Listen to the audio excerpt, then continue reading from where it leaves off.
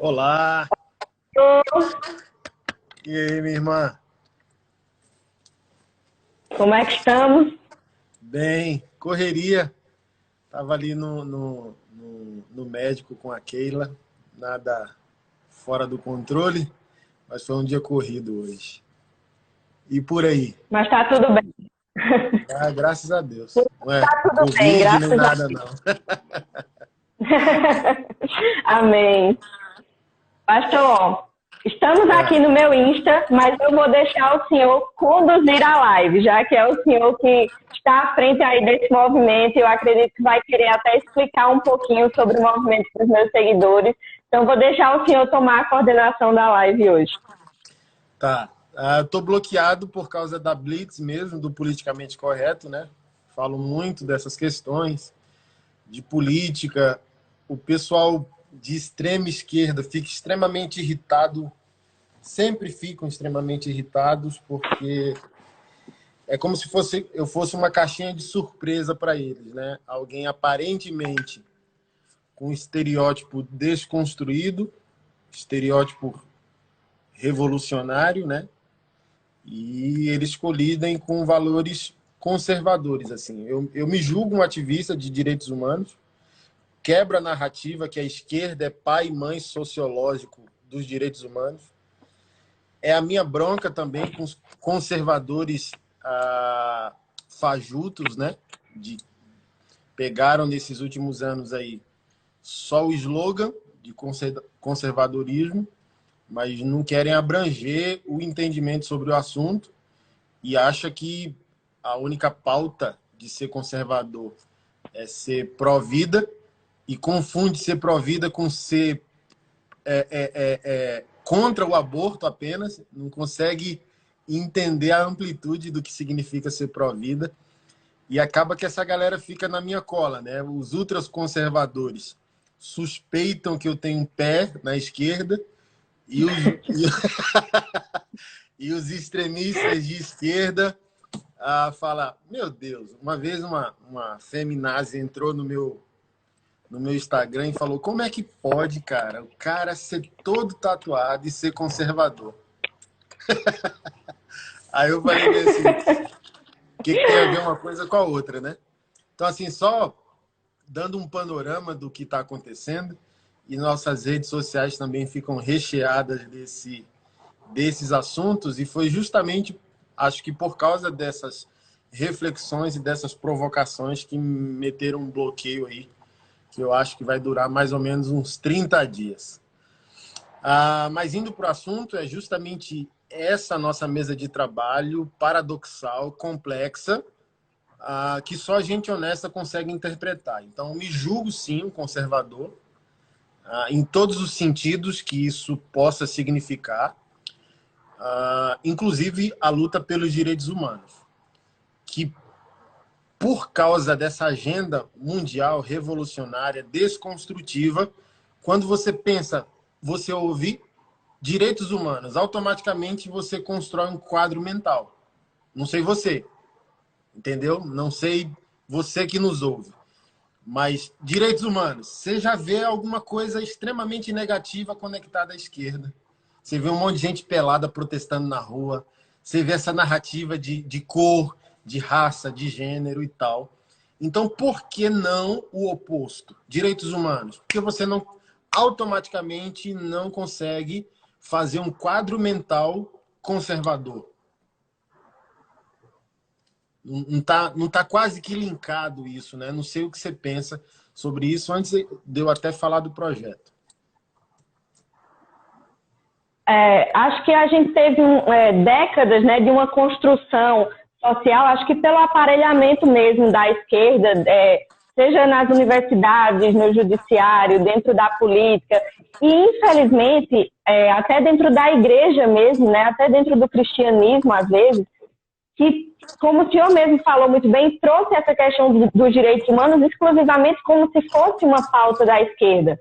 Como se nós conservadores, né, ou pessoas que se declaram de direita como nós, sejamos avessas aos direitos humanos, como se nós não nos importássemos com os direitos humanos, ou até não compreendêssemos o que é os direitos humanos, né, como eles falam muitas vezes. E a questão não é essa, é que eu acho que houve uma inversão de valores tão grande que os direitos humanos passaram a atender apenas aquilo que as pautas de esquerda acham que precisa ser atendido. E quando nós conservadores, né, protestamos contra isso, não é que nós sejamos contra os direitos humanos, e é isso que eles não conseguem entender. É que nós queremos que os direitos humanos atendam também as verdadeiras vítimas, né? Principalmente no tocante ao que a gente está tratando hoje, que são os crimes sexuais. As vítimas, muitas vezes, elas não são atendidas, não são assistenciadas, porque a forma como o direito humano é tratado hoje, ela traz assistência somente para o agressor.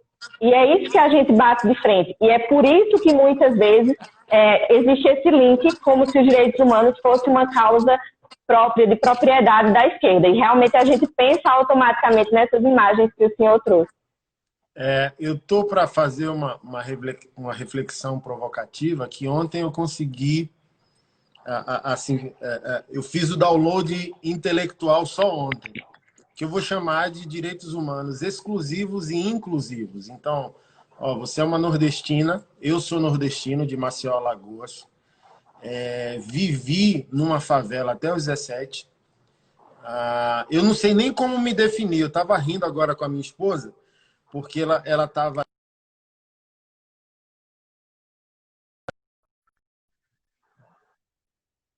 comprou a narrativa do George, acho que é George Floyd, né? O negro morto pelo policial. Aí daqui a pouco virou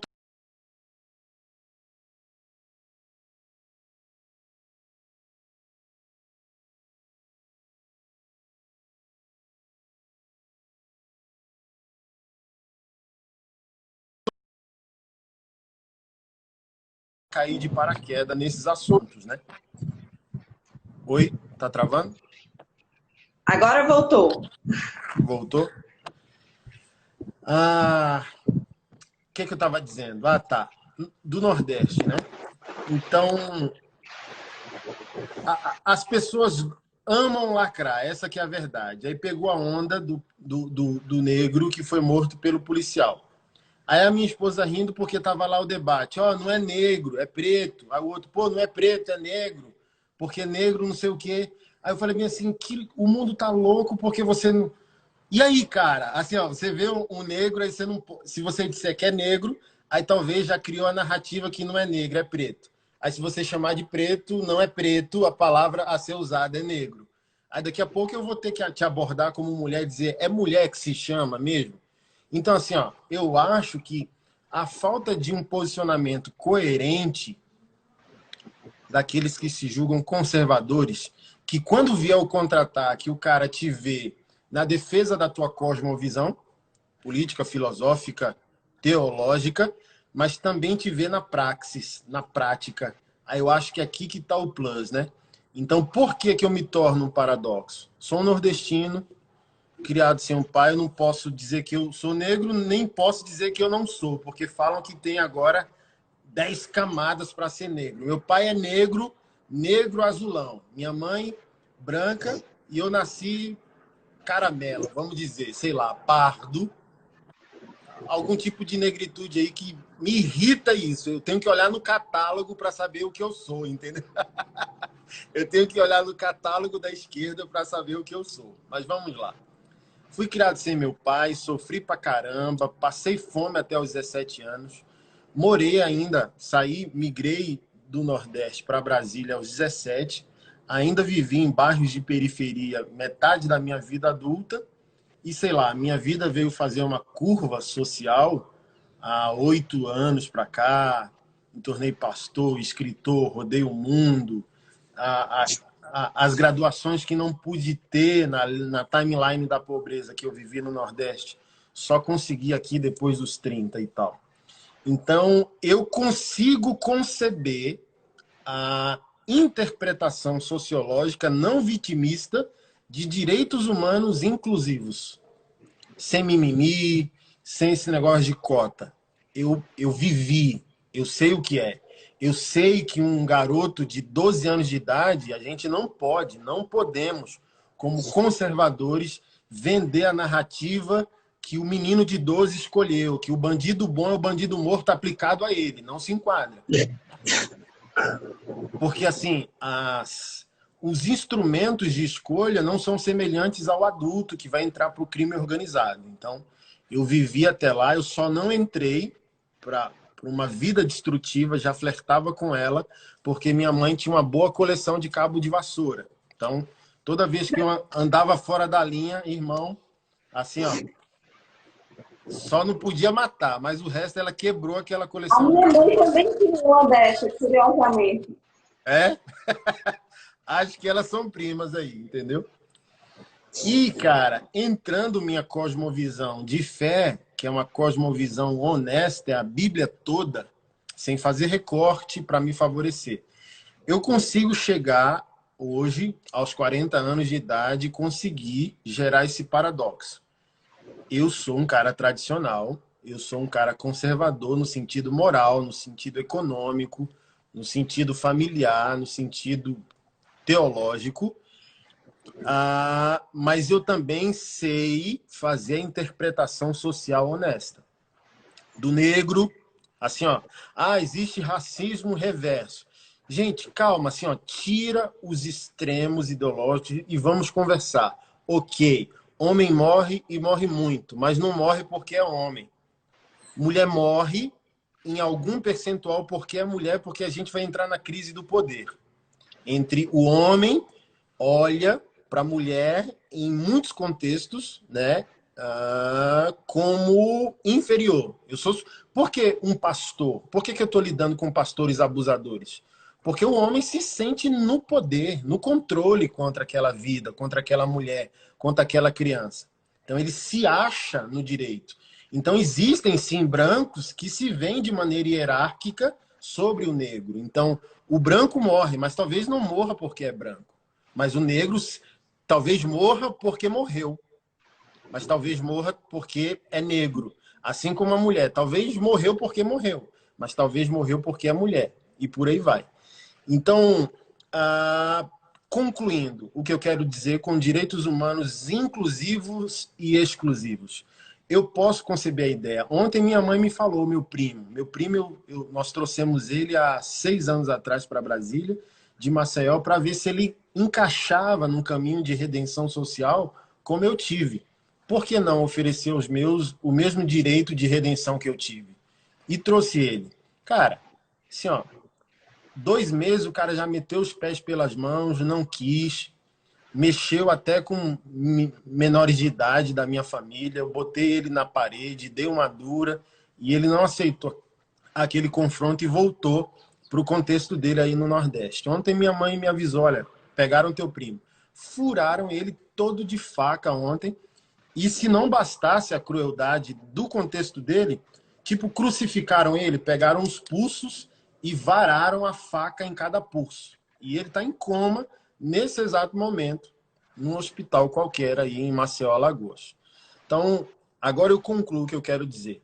Eu consigo conceber que eu ou o meu primo possa, dentro da realidade sociológica, afirmar, nem que seja para nós mesmos, para nos iludir, o porquê nós escolhemos a criminalidade. Já que a gente não teve o pai, não teve a opção de terminar os estudos, não teve a opção de graduação, vivendo onde nós vivíamos em Maceió. Eu consigo conceber essa ideia de que alguns de nós opta por uma vida criminosa pela falta de opções. E o Estado precisa gerar políticas públicas inclusivas, com exceção das narrativas de ideologia. Preciso pontuar isso. O Estado precisa oferecer políticas públicas inclusivas dentro desses contextos, no qual eu vivi 17 anos da minha vida e meu primo está em coma, fruto desse contexto social, também gerado de alguma maneira pelo Estado. Então, o resultado da vida dele é responsabilidade moral dele, mas também o Estado tem responsabilidade com aquilo. E agora vamos falar do direito exclusivo. E para mim faz parte da minha timeline os dois e não são excludentes. Eu estou aqui na minha casa. Alguém como meu primo, ou como eu fui há 20 anos atrás, pode vender a narrativa de que eu faço isso porque a sociedade é aquilo. Eu faço isso porque o Estado é aquilo outro.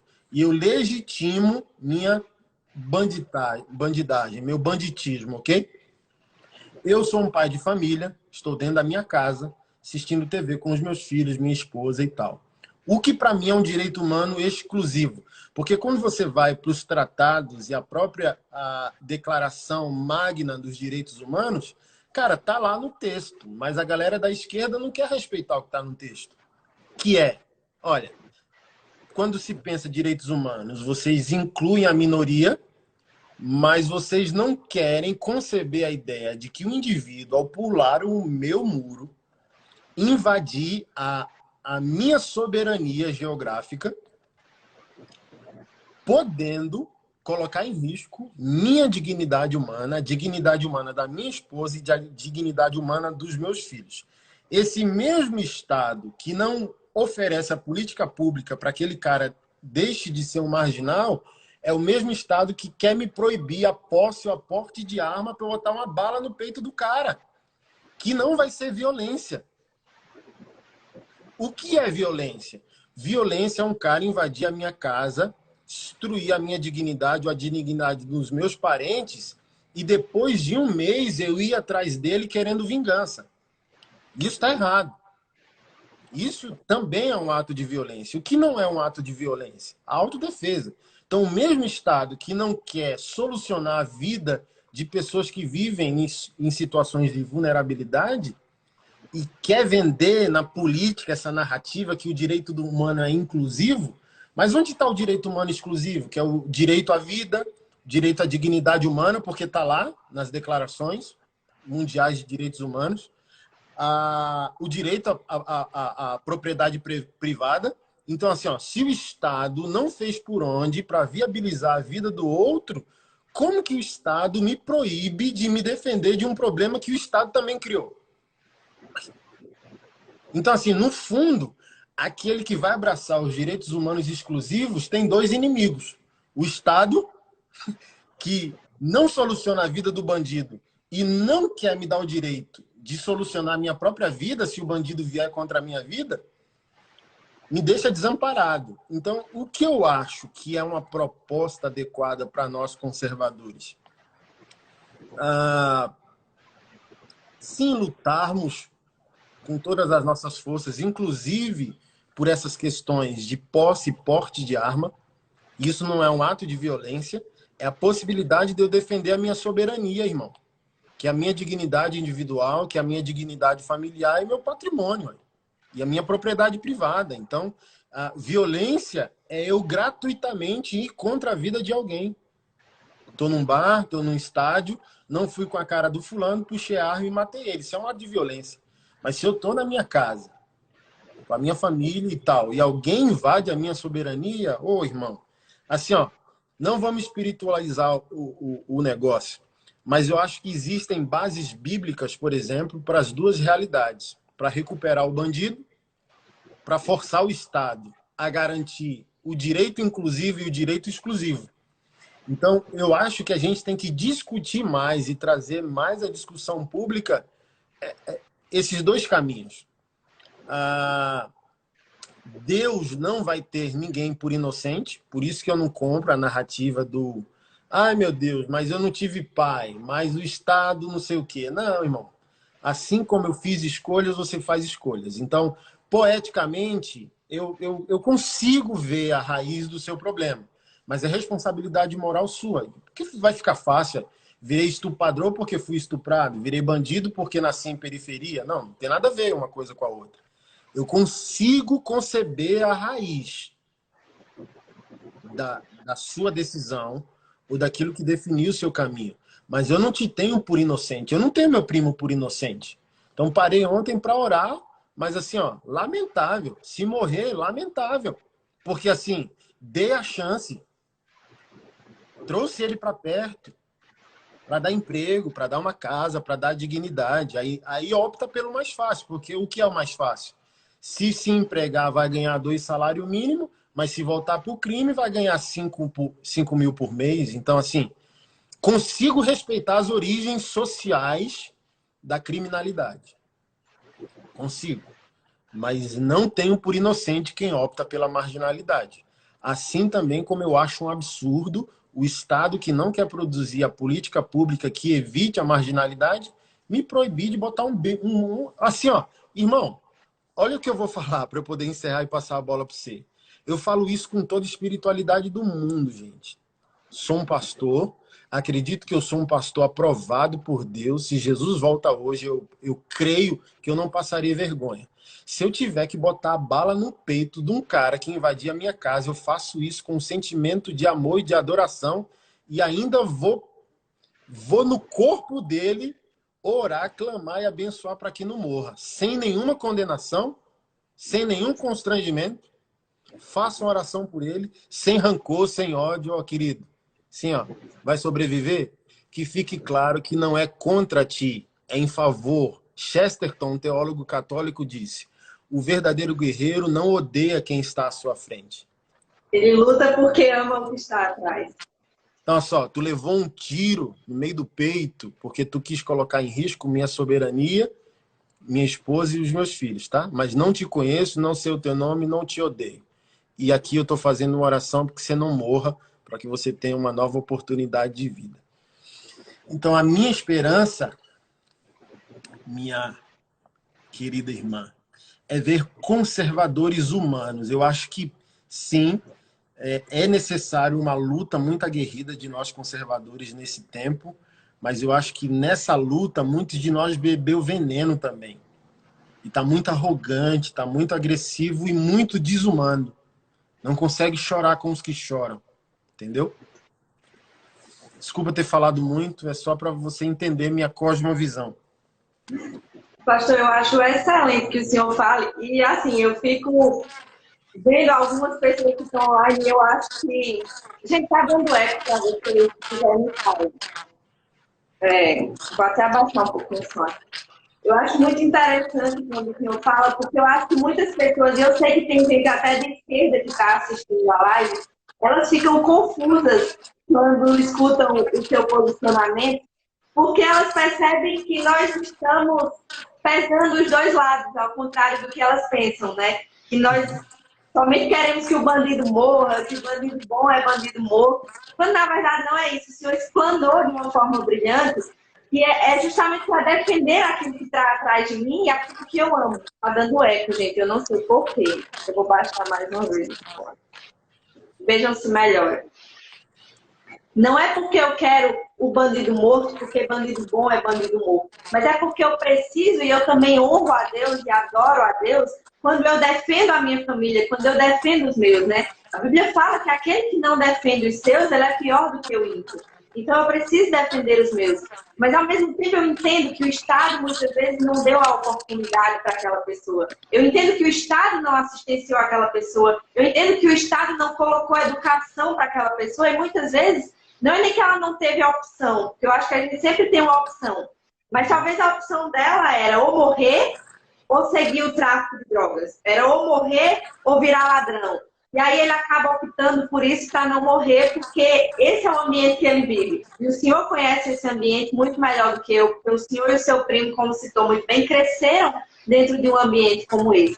Mas aí quando o senhor fala e mostra os dois lados, as pessoas que estão assistindo e que se dizem conservadoras e muitas vezes só pegam a tese do bandido morto, elas conseguem entender que na verdade não é só isso. A gente precisa trabalhar dos dois lados. A gente precisa defender os nossos direitos, a propriedade privada, a vida, né? E a Declaração dos Direitos Humanos deixa bem claro que nós temos direito à vida, né? À liberdade, à propriedade privada. Então, se eu tenho direito à vida, eu preciso, sobretudo, defender a minha vida e a vida dos meus. Eu estou nada mais nada menos do que cumprindo essa Declaração dos Direitos Humanos, mas que eu também penso no outro e eu também oro pelo outro. Eu também me preocupo com o outro e eu gostaria que ele tivesse outra opção, senão a de seguir essa vida. Mas o outro é responsável também pelas decisões dele. Então, eu não posso deixar que os meus e que a minha vida seja tomada por conta das decisões do outro. Então, são dois lados aí da balança que precisam ser pesados. E quando o senhor explana dessa forma, eu acho que os próprios esquerdistas, né, que estão assistindo e que não tinham ideia de que conservadores pensam assim, eles começam a analisar, talvez, de um ponto de vista diferente. Olha só que interessante, né? Eles sempre me perseguem, porque é uma relação de amor e ódio, assim. Eu acho que quando alguém apresenta, olha, um pastor, aí eles ouvem e dizem, nossa, cara, que fantástico, um pastor, meu Deus, cara, todo tatuado, todo desconstruído. Aí eu acho que na cabeça deles, eles já fazem a equação assim, ó, posso ser maconheiro e abortista e evangélico na igreja desse pastor. Aí vem para nossa igreja e toma um susto. Eu não sei por que esse link entre as tatuagens e as drogas ou o aborto. Eu não entendo por quê. É porque eu acho que sei lá, na última década que se tornou mais popular, né? Essa questão da tatuagem por meio dos jogadores de futebol, dos artistas. Aí virou comum, mas antigamente era assim um estereótipo underground, alternativo, marginalizado, né? E hoje se tornou extremamente popular ao ponto que a gente vê grandes patentes das polícias na nação todo tatuado, né? Você vê Polícia Federal, Polícia Civil, você vê o BOPE, né? Então, no meu projeto de masculinidade, tem muitos policiais de todas as forças, né? Junto com a gente, e tem caras com o braço todo fechado. Então, hoje é comum, mas não era tão comum. Acho que por isso o link, né? A gente acabou de sair da médica e a médica, meu Deus, vocês são pastores, careca, barbudo, tatuado e tal. Então, tem esse tabu. Então, eles sempre estão ali perseguindo para ver se eu mudei de ideia, para ver se eu me torno menos conservador. Eu falei, gente, olha só, da Bíblia eu não posso fazer recorte, eu creio até na capa. Então não vem com essa conversa que Jesus foi o primeiro feminista, que Paulo era machista, e que Deus em trindade não é homem, é mulher também. Assim, ó, comigo não cola. Eu sempre brinco assim, ó, dizendo, Silas Malafaia perto de mim é uma moça de gentil, entendeu? Assim, ó, não vou negociar nada. Creio até na capa da Bíblia. Mas eles se calam sempre no enfrentamento. Por exemplo, Jesus é o primeiro feminista da Bíblia. Aí eu falei que ordenou 12 homens apóstolos e nenhuma mulher. Aí já, entendeu? Já dão um para trás. Aí quando a questão é a revolução afetiva, sexual, eu bato pesado porque um dos projetos sociais que eu lidero mais de 20 projetos sociais. Você pode conhecer todos ali no meu aplicativo, você pode baixar aí Android ou iOS, Anderson Silva Oficial. Você vai lá em projetos, você vai ver mais de 20 projetos lá. Um deles é o projeto Nouwen. Henry Nouwen foi um padre, né? E ele foi teólogo e psicólogo e foi homossexual durante toda a sua vida. Porém, não cedeu, porque considerava ser uma rebelião a Deus, né?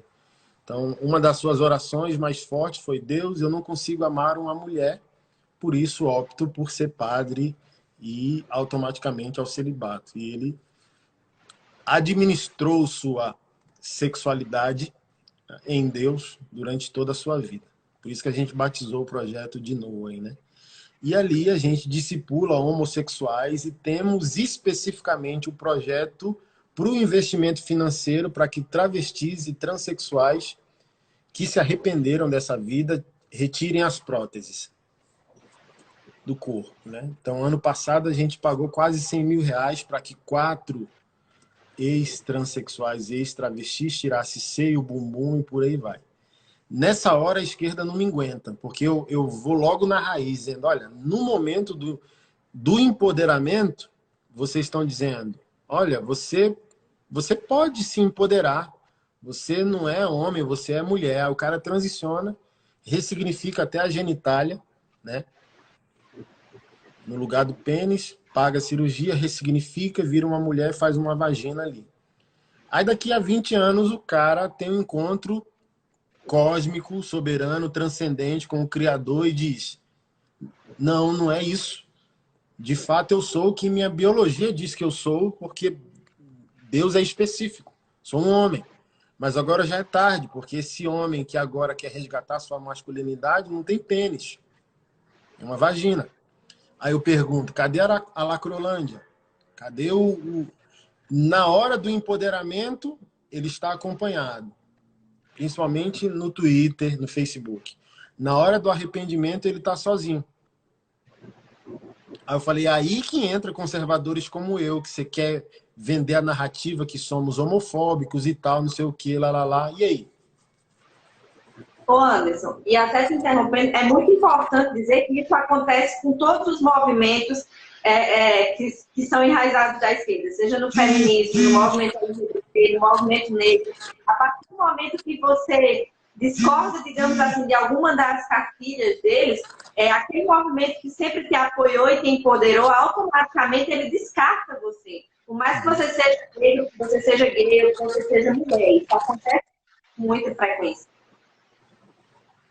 Eu estava estudando um pouco aqui para a nossa live e eu encontrei algumas falas recortadas do Scruton, né? Do Roger Scruton, falando justamente sobre essa questão do conservadorismo, da tradição liberal como um todo, né? Moralmente e economicamente falando, e ele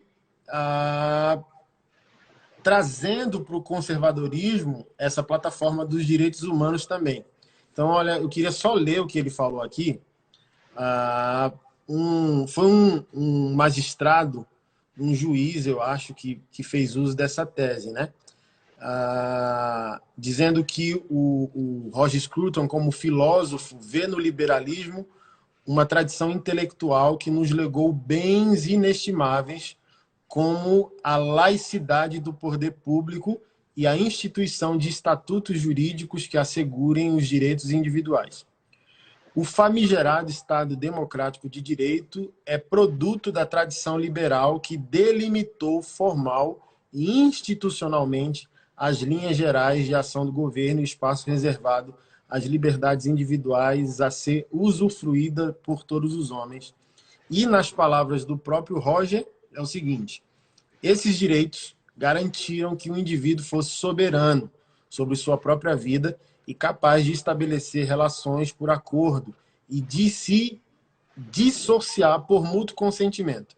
Sobre tal entendimento incorporado na Declaração dos Direitos de 1689, os direitos humanos devem ser entendidos como liberdades que respeitamos ao deixar as pessoas em paz. A doutrina dos direitos humanos está aqui contida para estabelecer limites ao governo. Olha só que interessante. Numa visão conservadora, os direitos humanos é para impor limite ao governo, ao Estado. E a galera está narrando o oposto. Direitos humanos, inclusive, é para que o Estado domine até o nosso direito de religião. Por exemplo, se for passada a lei que é direito humano, casamento homoafetivo, eu, como religioso, vou ser obrigado àquilo. E olha só que interessante, a visão conservadora. É o oposto. Direitos humanos faz com que a sociedade dê limite aos estados. Não se meta com a minha vida. Estado mínimo. Tá? E a galera de esquerda, quando defende direitos humanos, quer fazer estado máximo, prometendo liberdade, mas controlando as liberdades. Então, imagina. Que doideira. E, curiosamente, eles são antifascistas, né? A base do fascismo é um Estado máximo que controla a vida das pessoas e, curiosamente, principalmente no período que a gente está vivendo, esses que defendem o Estado máximo são antifascistas. É complicado. Quem foi que disse, cara, isso? Acho que foi o Winston Churchill, né? Que os futuros fascistas... se denominarão de antifascistas. Olha que doideira, né? Assim, tem horas que eu, não sei você, mas eu sento assim para tomar um café e fico na terra do nunca dizendo: meu Deus, isso é o quê? Isso é loucura, é demônio, é patológico. Que loucura, cara. Que doideira, né? Assim, ó, esses avatares aí nos últimos 3 dias, né? Sou antifascista. E tem um monte de meme já, né? Rolando por aí. Eu falei bem assim, que povo louco, gente. Porque no final das contas, nem sabe a própria definição de fascismo. Então, olha só. Não que você seja crítico a qualquer tipo de governo, mas, cara, considerar um governo aparentemente moral que vai colidir com pautas revolucionárias sexuais, essa que é a grande questão, Mariana. A questão é o ódio, porque esse suposto governo conservador bate de frente com a agenda revolucionária sexual. Então, assim, ó, o problema não é economia, o problema não é família, o problema não é nada, o problema é sexo, revolução sexual. Estava discutindo isso ontem com o próprio Robert, que é um companheiro de ministério nosso aqui de Brasília, e era um ex-trans, era um transexual, hoje é um ex-transexual, conservador, teólogo, futuro pastor, e bate de frente com essas agendas todas. Quando um revolucionário de esquerda intenciona, politicamente, por exemplo, ele é um político, e ele quer passar uma lei para validar a homoafetividade ou a homossexualidade infantil, ou afirmar legalmente que uma criança pode perceber a si mesma de maneira existencial como transexual, esses revolucionários não estão preocupados com a criança, no final das contas. Eles estão preocupados com a validação ao adulto, ao revolucionário mesmo, social. Porque se eu passar a lei que afirma a criança, a sociedade perdeu todo o crivo moral para confrontar o adulto. Então, assim, ó, olha o tamanho da perversidade dos caras. Porque, olha só, essa mesma criança que esses próprios direitos humanos não quer diminuir a maioridade penal, porque, assim, ó, chega um momento, como eu disse no início, eu concebo a ideia que o jovem periférico de 12 anos não escolheu. Mas, cara, eu não posso conceber a ideia a partir da seguridade social que precisamos ter, que ao evoluir naquilo, se tornar adolescente, adulto, vai se tornar patologia moral dele e ele vai abraçar aquilo, entendeu? Então, eu posso me compadecer da criança, eu posso pressionar a criação de políticas públicas que evitem uma coisa drástica dessa. Eu fui no Rio de Janeiro, entrei lá numa comunidade, eu fui recebido por crianças de 10 anos com fuzil lá. Então, eu vou lutar com todas as minhas forças para que essa realidade não aconteça. Mas, quando ele estiver com 16 anos, mesmo que sua raiz foi injusta, a continuação não. A árvore germinou e germinou por escolha. Então, eu lamento que a criança tenha sido empurrada para esse ambiente, mas como um garoto já de 16, 18, 17 anos, como um adulto também, eu preciso responsabilizá-los. Então, os revolucionários de esquerda, por exemplo, não querem baixar a maioridade penal, porque todo crime organizado tem o menor como ponta de lança, eles sabem disso. Se o menor matar 20, o menor não vai pegar a cadeia que o maior pega. Então, até isso é estratégico. Então, a mesma esquerda que quer aprovar revoluções sexuais para o menor de idade, dizendo a criança de 6 pode ser trans, a criança de 10 pode ser homossexual. Pô, mas o garoto de 5 não tem capacidade moral de responder ao que ele está fazendo? Então, olha que doideira. Por que eles não querem juridicamente... Há muito eles lutam, por exemplo, para que uma criança, né, que se diz, mas eu nasci menina, mas eu sou menino, possa ir lá e fazer a cirurgia para se tornar menino, como se uma criança de 6, 7 anos tivesse capacidade de decidir algo que define a vida toda dela daqui para frente, né? E ao mesmo tempo, um menino de 16 não tem a capacidade de discernir se o crime que ele comete é certo ou errado. Realmente é um paradoxo absurdo. Então vamos passar as duas coisas aí. Se automaticamente, se passar as duas coisas, estamos de acordo, aspas. Olha só, a criança de 10 pode se perceber trans. tá bom, então a criança de 10 pode ter parâmetro moral para entrar no crime organizado. Então a gente executa ele sem dó nem piedade. Aí eles vão dar um pulo para trás. Ó, absurdo. Absurdo também, macho. Porque assim, ó, tu não tá lidando com arrependimento. Eu, como pastor, tô, pô. Eu tô administrando o dano que filosófica e politicamente você causou. Então você disse que uma criança aos 10 era trans. E o hormônio foi bloqueado. E quando ele teve a idade lá permitida por lei, não sei se é a partir dos 16, fez a transição sexual. Aos 35 ele se arrependeu. Quem que tá pagando a conta lá do hospital? Sábado agora, Mariana, sábado agora, o Fernando aí em São Paulo, nós estamos pagando a cirurgia para o cara tirar 2 próteses mamárias. Porque viveu na transexualidade. Aí eu bato de frente, entendeu? Assim, ó, se você quer dizer que uma criança com 10 é trans, a gente também vai lutar para afirmar que uma criança com 10 tem padrão moral para escolher pela criminalidade. Então, se você acha um absurdo, entenda porque a gente acha um absurdo você impor ideologicamente que uma criança com 10 tem parâmetro moral e existencial para dizer eu sou trans. Pô, a criança não sabe nem o que é um boleto, irmão. Tem um filho de 12, tem um filho de 10, tem um filho de 5. Tá maluco? Que o meu filho tem parâmetro moral e existencial com 10 anos para dizer, pai, eu acho que eu sou trans. Tá de conversa, pô. Aí a gente tem que abranger o debate e ir pro pau mesmo, político, filosófico, dizendo, vocês estão malucos, pô. Vocês estão malucos.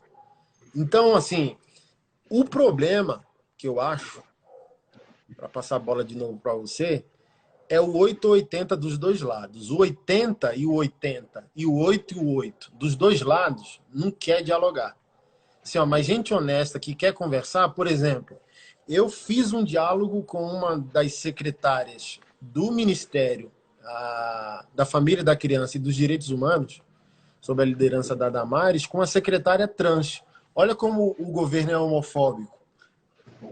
Entendeu? Tem uma secretaria, né, dentro do Ministério, pautada só nessas questões de gênero. E a secretária é uma mulher trans. Um homem que se reconhece mulher. De tão homofóbico que é o nosso governo, entendeu? Então eu sentei para a gente discutir. O tabu dela foi que ela, um bandista, e eu pastor, a gente ia colidir. Eu falei bem assim, ó, esquece que eu sou pastor. Eu estou aqui para falar de direitos humanos. E eu vou ficar extremamente feliz também como pastor de ter uma secretária no Ministério dos Direitos Humanos, trans.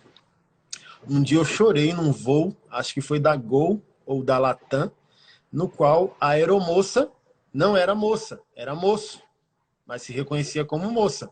Então, quando eu vi o pomo de Adão, a veia saltando do braço, eu disse, eita, não é aeromoça? Cara, e aquilo me emocionou diante de Deus, cara. Chorei ali dentro do voo. Pô, cara, que maluquice, cara. Eu falei, é isso que eu tô falando, cara. O conservadorismo precisa ser batizado com humanidade. Então, qual é a minha conclusão humana? Cara, eu sou um conservador, eu sou um pastor, preservo tradições, mas eu prefiro um trans aeromoça do que no ponto de prostituição, gerando inúmeros mais problemas sociais que a polícia, o Estado vai ter que resolver. Então é isso. Então a gente sentou com muito respeito um ao outro, dizendo, olha, não fica chateado não que eu sou da Umbanda, que ele é meu guia, meu quadro. Eu falei, relaxa, esquece a narrativa religiosa. A gente está aqui de coração para coração, de humanidade para humanidade. Eu fui ali naquela reunião para cooperar, sabe com o quê? Com a criação de políticas públicas para que as empresas nacionais abrissem um olhar para a inclusão do trans no mercado de trabalho. Falei, na hora. Pô, mas tu, pastor, cara, vocês não entendem o que é espiritualidade e direitos humanos, gente. Isso é humanidade. Não é porque a Bíblia e a minha fé vai dizer que você está em pecado que eu quero a tua destruição. Essa é a linha fina que os conservadores fajutos não conseguem perceber, entendeu? Assim, ó, eu posso me opor a 90% de uma pauta Mas eu posso elogiar 10% que funciona, entendeu? Eu posso dialogar, eu posso preservar a dignidade daquele indivíduo.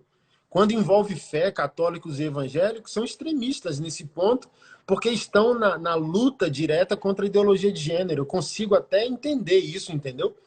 Mas, cara, não vai produzir resultados, vai produzir, às vezes, maior adoecimento almático, maior adoecimento político, maior adoecimento social. Então, olha só, luta, mas cuidado com os hábitos controversos adquiridos em momentos de batalha. Então, assim, eu posso lutar totalmente contra uma pauta, mas se tiver uma flor, eu vou dizer, que bonito. Eu posso ser conservador e ser humano, gente. Eu posso, como pastor, dizer homossexualidade é pecado e quem viver nela vai para o inferno. Eu tenho esse direito constitucional e eu vou lutar até o fim para que não me seja tolhido isso. Entendeu?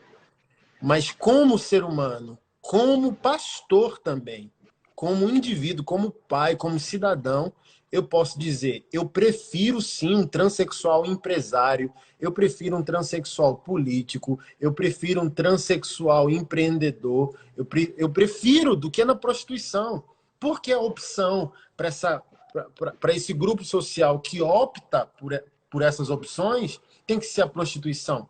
Porque talvez a prostituição não é prazerosa como, sei lá, uma prostituta de luxo, que é comum entre os políticos, que o programa vai ser 5 mil, 10 mil reais. Talvez essa pessoa esteja porque quer estar. Mas na caixa baixa da prostituição, que é o travesti, que é o trans, que é a mãe periférica ali, que às vezes sobrou aquilo para levar o pão e o leite para o filho, não seja opção, cara. E eu, como conservador, não posso ser desumano na análise, não posso ser desumano no confronto, não posso ser desumano na criação de políticas públicas. Detesto a ideologia de gênero, bato de frente com isso. Mas por que não? Por que o homossexual tem que ser cabeleireiro? Por que eu não posso abrir sem cotas, tá? Sem narrativa? Mas por que eu não posso discutir? Olha, eu sou pastor e estou discutindo isso. Por que não? O trans no mercado de trabalho, ser caixa do supermercado, onde a gente vai ser atendente da concessionária que vende o carro para nós. Então, assim, ó, nenhum dos lados, nem os revolucionários e nem os conservadores estão entendendo, Mariana, sociedade plural. Porque sociedade plural também é direito ao contraditório. Dá direito à existência do outro. Então, o que é sociedade plural? O cara dizer que é homossexual e eu afirmar que é pecado. Isso é plural. Eu não posso ofendê-lo nem destruí-lo. Então, não existe sociedade plural se eu não permito a existência do contraditório, se eu não permito a existência do outro. É isso, sei lá. Tá tão bom conversar contigo. A única coisa que eu conseguia pensar enquanto o senhor falava é que a mente de algumas pessoas deve estar com um bug, assim, sabe quando aparece na tela do computador, erro 404? Pronto, eu acho que a mente de muita gente está assim. Porque acho que está difícil entender como a gente pode abominar o pecado, como o senhor falou, né, que eu digo que o homossexualismo é pecado, que se você pratica, você vai para o inferno, mas ao mesmo tempo você dizer que está lutando para que as portas do mercado de trabalho se abram, para que o homossexual não tenha que ficar ali na periferia, ser reduzido a determinados trabalhos, mas para que ele possa ser um empresário, para que ele possa atuar na sociedade. Eu acho que está dando um bug assim na cabeça da galera. Como é que ele defende uma coisa e defende isso ao mesmo tempo? Tem como? E é isso. Alguém falou um comentário aí, escreveu, e eu fiquei pensando nisso. Alguém colocou assim, o conservador, ele conserva sobretudo a vida. Nós conservamos sobretudo vidas, né? Independente de que vidas sejam essas. Então não é porque você é trans, não é porque você é homossexual, é porque nós abominamos a sua prática, né? Assim como abominamos tantas outras, que você não tem o direito à vida, que você não tem o direito a ser bem tratado, e que você não tem o direito de ser incluído nos direitos humanos. E eu acho que é isso que muitos conservadores, e o senhor explanou muito bem, não conseguem entender. E por isso a causa do conservadorismo não é compreendida. E por isso a hegemonia dos direitos humanos e da justiça social ainda se encontra na mão da esquerda. Por isso a esquerda ainda tem o monopólio da justiça social e tanta gente acredita que de fato são causas esquerdistas. Porque o conservadorismo, os próprios conservadores, eles afastaram, repudiaram essas causas e eles mesmos colocaram na cabeça que são causas esquerdistas. Então, porque eles não se interessam por elas, não se importam por elas e não estendem a mão a essas pessoas, mesmo abominando aquilo que elas fazem, a esquerda tomou mesmo para si, mesmo de uma forma hipócrita, porque na maioria das vezes não assistencia essas pessoas, só levanta ali a bandeira para dizer que levanta, mas na verdade ela não assistencia o pobre, não assistencia o gay, não assistencia o negro, só levanta essa bandeira, muitas vezes para conseguir voto ou para dizer que faz. Mas as pessoas ainda acham que eles fazem e ainda acreditam que a justiça social está na mão deles porque os conservadores não abriram a cabeça para entender que dá para fazer os dois ao mesmo tempo. Que dá para lutar por tudo que a gente luta, mas que dá para fazer justiça social também. E é esse trabalho que o senhor tem feito e eu louvo muito a Deus por isso. Eu acho que tem aberto os olhos de muita gente, inclusive nessa live hoje. Acho que deu um bug na cabeça da galera. Deixa eu piorar um pouco. Acho que eles vão dormir pensando, entendeu? Que dá para fazer os dois, que dá para ser os dois. Dá. E olha só que interessante. Eu acho que eu posso concluir quando o assunto é revolução afetiva e sexual conservador. Se você é conservador, conclua da seguinte maneira. Tem um pastor espanhol, colega meu, amigo não, colega, já pregamos algumas vezes juntos e almoçamos juntos na Espanha quando eu fui pregar lá. Zapata, o nome dele. Ele tem um projeto lá, No te metas con mis hijos, que é aqui que eu acho que se conclui uma visão conservadora madura. Lute contra a ideologia de gênero, para que ela não se imponha a crianças e adolescentes, mas respeite o direito do homoafetivo e do homossexual adulto. Então, a nossa fronteira é contra a infância e a adolescência, particularmente a minha. Casamento entre pessoas do mesmo sexo não é sacramento. Assim como ele não pode no imã, que eu acho que é o sacerdote do Islã, pedir para casar na mesquita, ele não pode ir na igreja católica nem na igreja evangélica. Cria sua religião, irmão. Vá casar na Umbanda, vá casar no Candomblé, tá tudo tranquilo. Vá casar no Espiritismo, o pessoal aceita. Mas todas as religiões que descendem do conceito patriarcal de Abraão tem esse fundamento.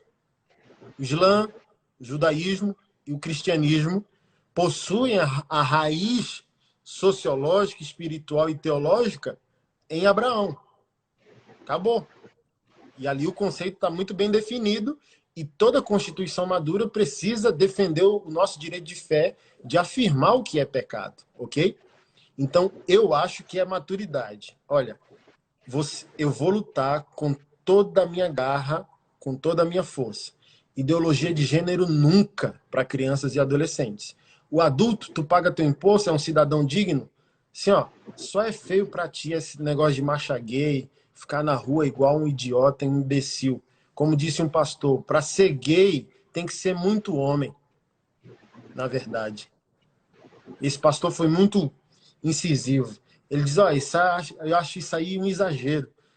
Para ser gay tem que ser muito homem. Você pega um gay respeitável, aspas, como um Clodovil. Era um cara até que batia de frente contra a marcha gay, era um cara que defendia a família tradicional. Ele falou, eu não nasci de dois gays, gente. Então, assim, ó, para de doideira. Tem uma visão do Malafaia que, pelo tom de voz dele, que é igual ao meu, o pessoal não ouve, mas é verdade.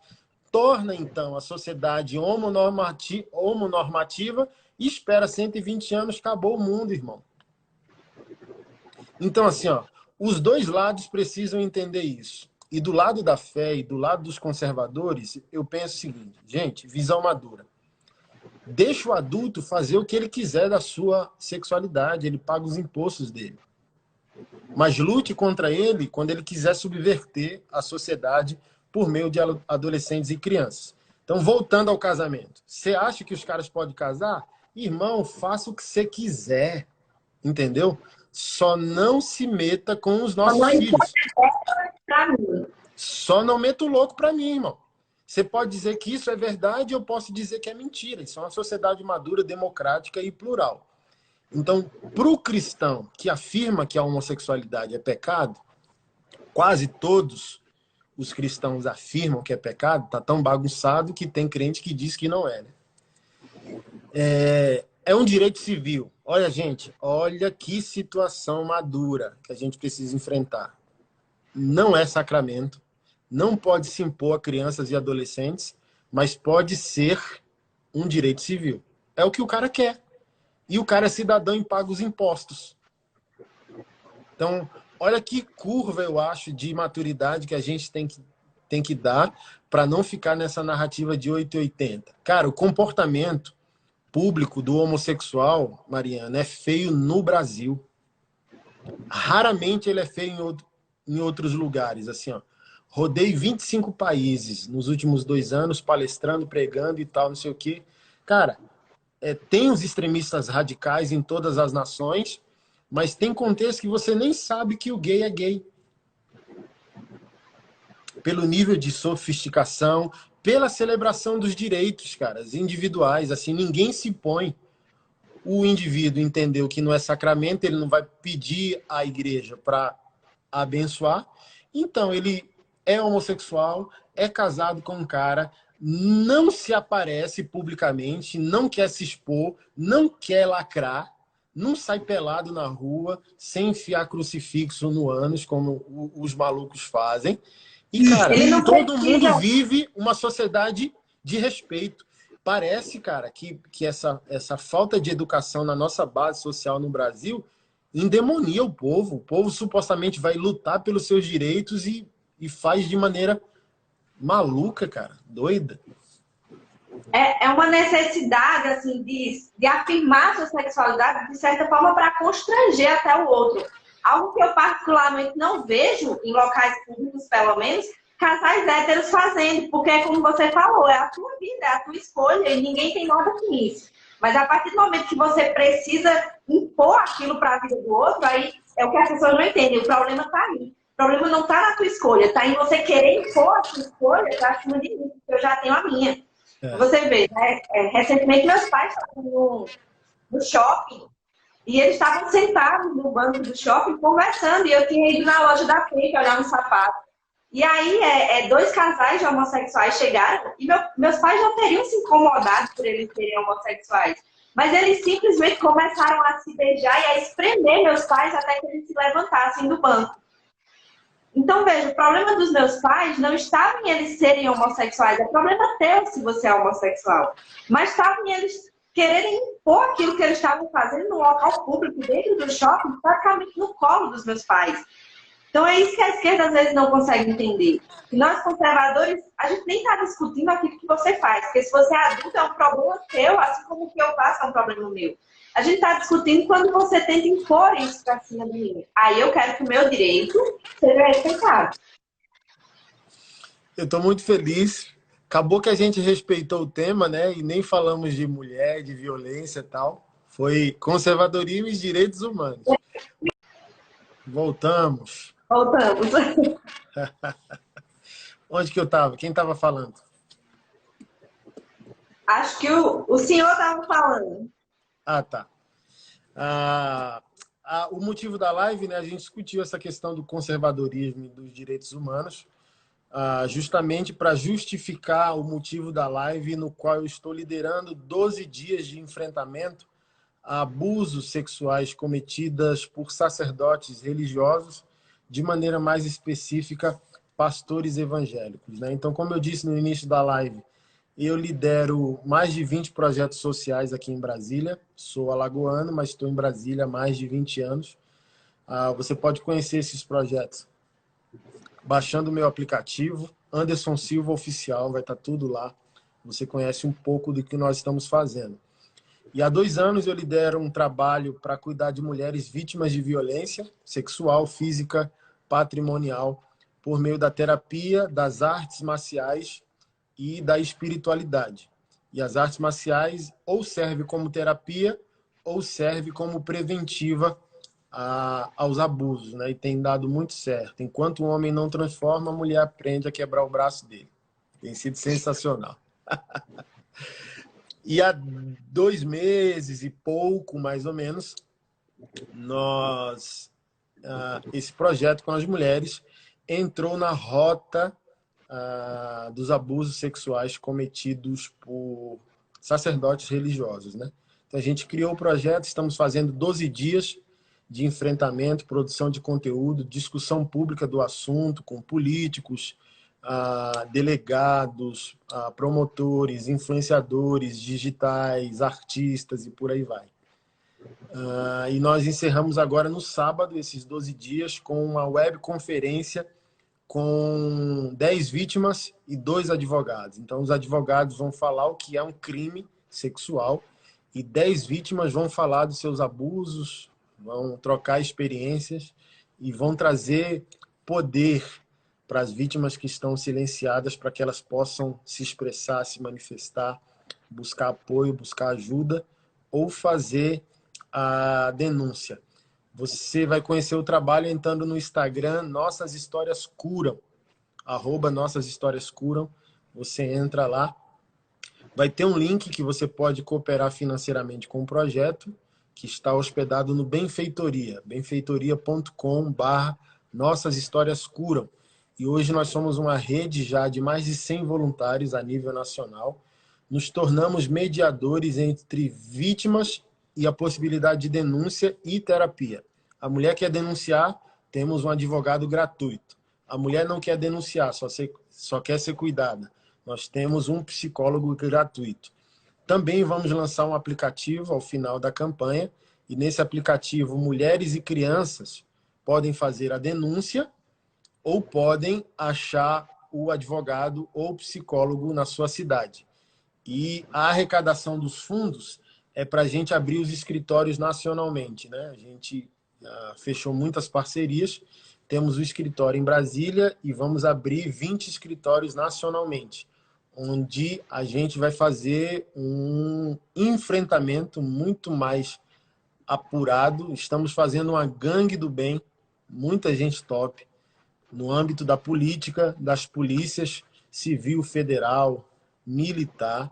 Então, quase uma força-tarefa mesmo. Então, chega uma denúncia aqui para nós, a gente já consegue automaticamente dar encaminhamento àquilo em qualquer lugar do Brasil que a vítima esteja, a gente consegue chegar junto. Promotores estão entrando no time e vai ficar algo muito, muito bonito. E é isso que eu recomendo a você. Se você é um conservador, aproveita e cria um projeto, principalmente se você tem aspiração política.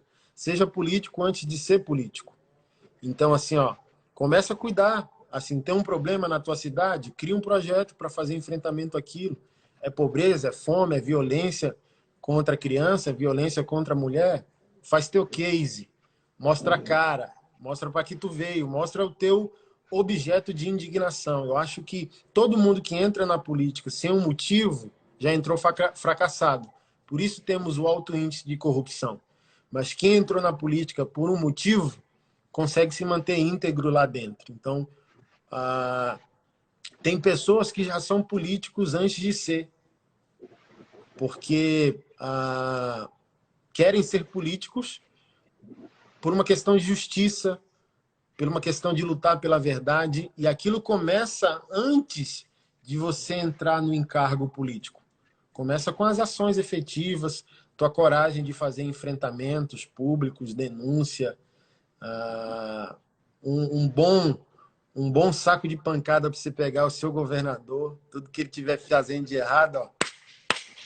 Então, eu fico muito feliz ver os amigos a nível nacional mesmo, principalmente a galera mais jovem, uma geração abaixo da minha, estou com 40, e 2 gerações abaixo da minha, os de 30 e os de 20, cara, com uma coragem hoje que eu não via no meu tempo, né? Então, se você tem aspiração política, começa agora, cara. Cria um projeto, faz alguma coisa. Ganha a atenção da população agora.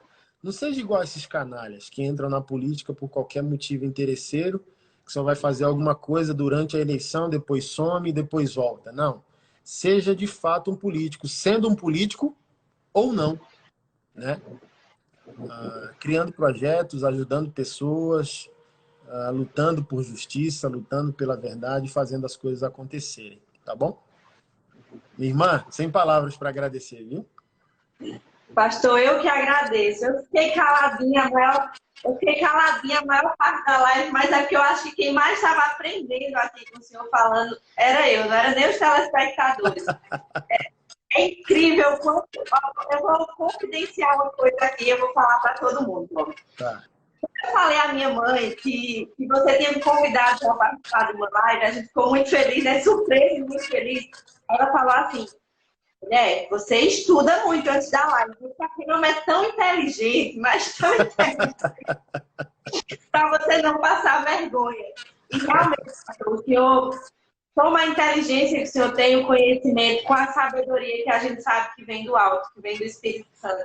E acho que não só eu, mas todo mundo que acompanhou a live hoje aprendeu muito e quebrou muitas ideias que talvez tivessem, né, que foram construídas de forma errada na cabeça, que talvez hoje todo mundo que assistiu a live vai dormir pensando diferente sobre tudo aquilo que a gente conversou aqui hoje.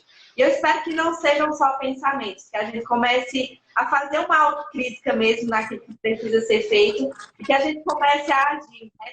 Que a esquerda não tome mais todos os lugares porque nós estamos sendo omissos, mas que a gente comece a trabalhar naquilo que precisa ser trabalhado, que a gente comece a se interessar por justiça, por direitos humanos, por ouvir o clamor das vítimas, daquelas pessoas que estão clamando por justiça, que não podem se defender sozinhas, que precisam da nossa ajuda. Que a partir de hoje a gente comece a ter um comportamento diferente, como cristãos mesmo.